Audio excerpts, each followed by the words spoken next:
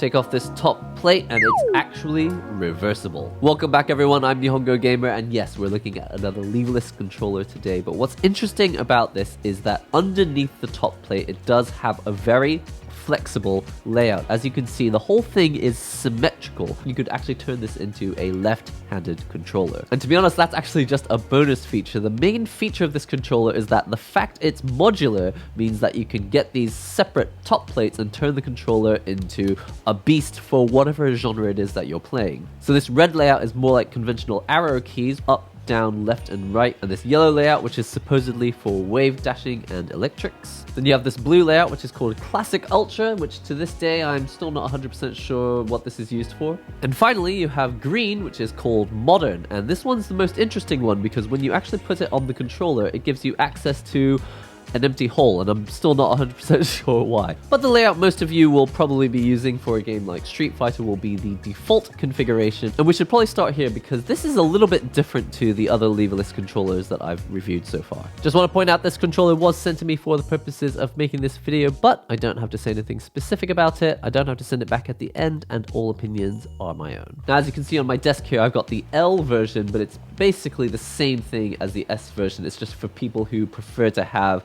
an actual wrist rest here. Buttons haven't just been added to a traditional leverless layout, they've actually been just shifted around completely. We've got the gray buttons over here which control your movement, left, right. We've got down and jump on a button down here. And then we also have your traditional action buttons. You've got your punch, medium punch, heavy punch, and then you've got your light kick, medium kick, and your heavy kick. Now when the controller is first sent to you, it'll actually have jump set to this left button over here, but I've changed it around because I prefer to jump with my right thumb, which means that we now have 4 extra buttons to explain. Basically, the main difference with this controller is that L1, L2, R1, and R2 are usually all shifted over here to the right side of the controller. But on the Meisterbox, the R1 and R2 are on the right side, and the L1 and L2 are on the left side. To show you on the controller itself, we normally have R1, R2, L1, L2 here on the right side of the controller. But one of those buttons has been removed, and now we have R1 and R2 over here, and we have L1 and L2, which are either side of the direction buttons. But like I say, I've already customized it because I'm a right thumb jumper, and I think most people playing on a leverless controller are jumping with their right thumb, which means that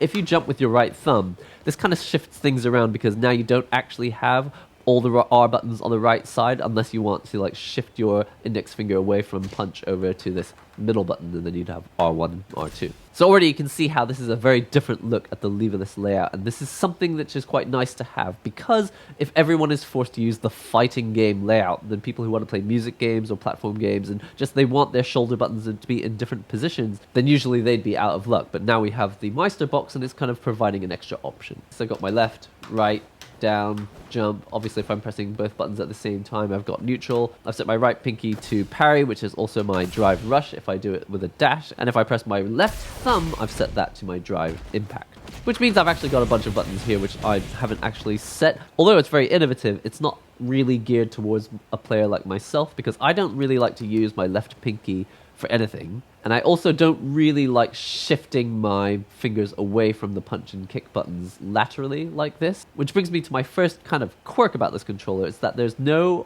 thumb button down here as a shortcut. So on most other leverless controllers, we now have a right thumb jump button, but next to it we have another thumb button which we can use for shortcuts, and that's what I prefer because usually in a game like Street Fighter 6 I'm not going to be jumping and pressing parry at the same time, or I'm not going to be jumping and doing a drive rush at the same time. So having to use my right pinky for drive rush is not really ideal, but that's not really the point of this controller. The point of this controller is for people who probably want to jump with their left thumb, and then they'll have this extra button here for shortcuts, and then they also want to use their right pinky and their left pinky for other shortcuts. Or to put it another way, I'm actually just not very efficient when it comes to the way I use leverless controllers, and it's because I've been using them for years. But one of the trends in fighting games, and actually just games in general, is just that the number of buttons required is just increasing. To be honest, it might even make sense for me to start learning to use my left thumb to jump, because that might be the most efficient way to get access to all of these buttons at the same time.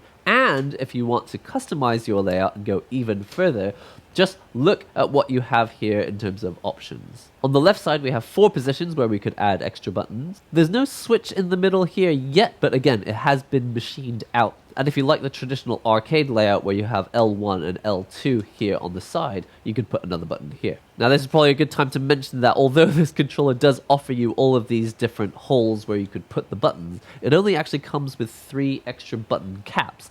And if I'm not mistaken, it doesn't actually come with any extra key switches. So even if you wanted to add this green cover over here and add a couple extra buttons, you don't really have extra key switches, just buy yourself some key switches. Which brings me on to another interesting quirk of this controller, and it's the fact that this layout has now been named and claimed. Leverless controllers are in an interesting place. You can go and make your own controller using a layout like this, but you have to use the Creative Commons attribution license, which says that you have to say that the original layout comes from Meisterbox. So it's a really big discussion, and I find it very interesting because it's like people are laying claims to this layout or that layout. Everything feels pretty good. They are all the same size of button. They are the larger of the 2 Punk Workshop buttons that you can get. But one thing I will point out is that these buttons are pretty loose. Now, he's actually written in his instruction paper here that in the future, in the production models, these will be tightened up. You can see that just by slightly brushing up on the side of the button, it just completely pulls itself out of its slot. But he does say that it'll be fixed on the production models, so hopefully that will be fine. Apart from that though, the buttons do feel totally fine, and also they don't bottom out weirdly, like this ridge doesn't come up too high, so I can actually press both buttons with a single finger. On the top of the controller, we have the main USB port where I plug it in. It's not a wireless controller, it's a wired controller. We also have a second USB-C port here. Now this is the port that you would use for a dongle, but I should point out that most dongles are USB-A. It just means that you're going to have to get yourself a shape adapter. And also here along the top, you can see the LEDs. Well, you can see that it kind of projects a nice sort of glow of color onto my desk. But anyone sitting in front of you or anyone looking at these things directly, they're going to see these LEDs individually. It just does not feel like there's any case where you'd actually want to see the LEDs. But then again, that could just be down to personal taste. Personally, I would have liked to see it as one long bar of light. Now, the controller itself is very, very light. You're not going to have trouble carrying this thing around. And it also does have some non-slip padding on the base here. You have 1 pad on the left and 1 pad on the right. On the M version of the controller, it's different. You actually have this cut version of the non-slip padding with the Alpenmeister logo, which is the company name. And for some reason, I absolutely love this logo. The fact that it is like an A shape, so for like Alpen, and then it also looks like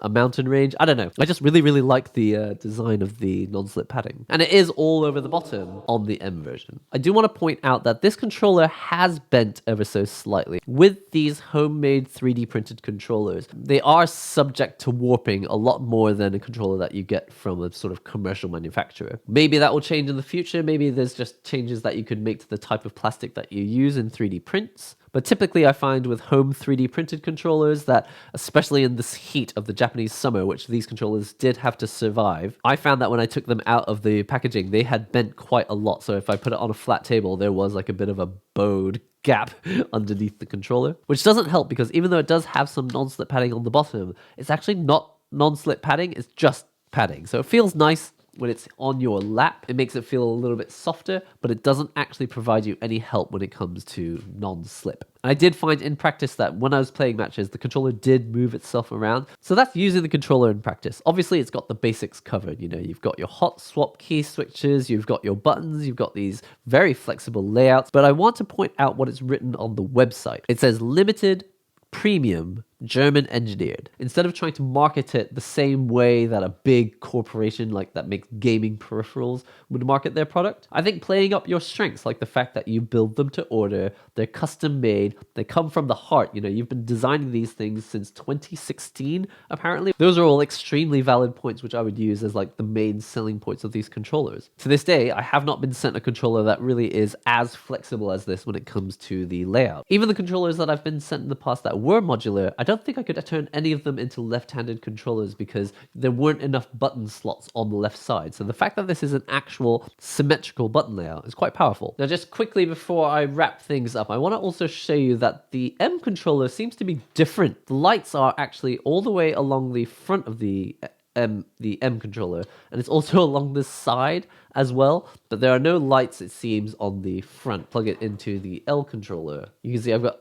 lights here on the front, but nothing on the sides, even though it looks like maybe there's kind of space for lights on the sides there, but no actual lights. Now finally, to wrap things up here, let's talk about the price of these controllers. The M version comes in at 179 euros, which is roughly $207 US, and the L version comes in at 229 euros, which is like $265. I don't know if this is a $265 controller, but that's mostly because of the weight. When you think about the options that you are getting here, it is nice to have this option. So I'm very grateful that he's making this. And also, I have not seen a lot of other controllers that are like making a point of making symmetrical layouts so that people who are left-handed could also come in here and make use of all the same features, exactly the same way as their right-handed counterparts. The fact that this is not a mass-produced controller by a big corporation means that it will cost more to build each one. Again, it's a one-man operation. So all in all, I think my review of the product is that I'm not going to try and compare it too hard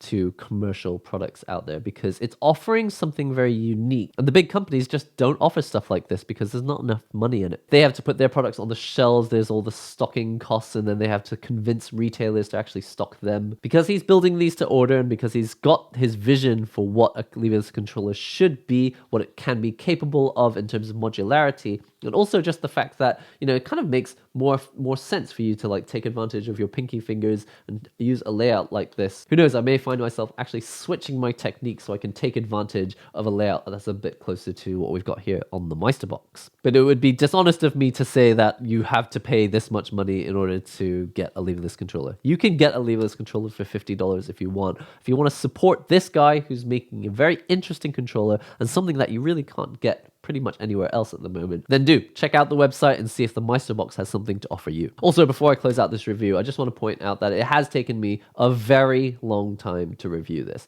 Originally, it's just that sending it to me in Japan was difficult. I still don't know exactly why this happened, but of all the like hundreds of things that get sent to me for review, this particular product got sent to Japan, and then it would go to like the wrong postal service, and then they would have trouble like getting it to me.